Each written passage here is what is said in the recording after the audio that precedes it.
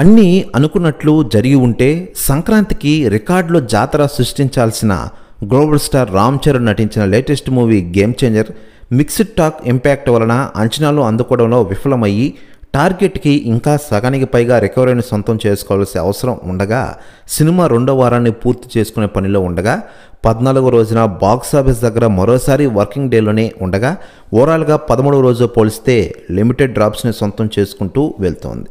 ఇకపోతే హోల్డ్ని చూపిస్తూ ఉన్నప్పటికీ అందుకోవాల్సిన టార్గెట్ దృష్ట్యా ఇంకా చాలా దూరమే వెళ్లాల్సి ఉందని చెప్పుకోవచ్చు. మరోవైపు ఈ గేమ్ చేంజర్ సినిమా మొదటి రోజే 186 కోట్ల పైగా కలెక్షన్ సాధించిందంటూ ఒక పోస్టర్ రిలీజ్ చేసిన విషయం మనకందరికీ తెలిసిందే. మరోవైపు ఈ సినిమా గురించి సెలబ్రిటీలు చాలామంది స్పందిస్తూ ఉండగా తాజాగా Tollywood senior hero megastar Chiranjeevi గారు స్పందించారట. ఆయన మాట్లాడుతూ, నా బిడ్డ రామ్ చరణ్ ఈరోజు గేమ్ చేంజర్తో సంక్రాంతికి వచ్చారు. చాలామంది ఈ సినిమాపై నెగిటివ్ ప్రచారం చేశారు. చాలామంది హెచ్డి ప్రింట్ ఆన్లైన్లో లీక్ అయిందంటూ నాకు ఫోన్లు చేశారు.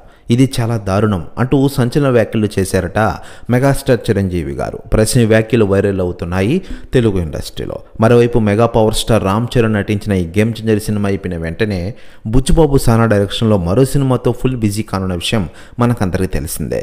ఇది రామ్ చరణ్ కెరీర్లోనే 16వ సినిమాగా రూపొందుతోంది.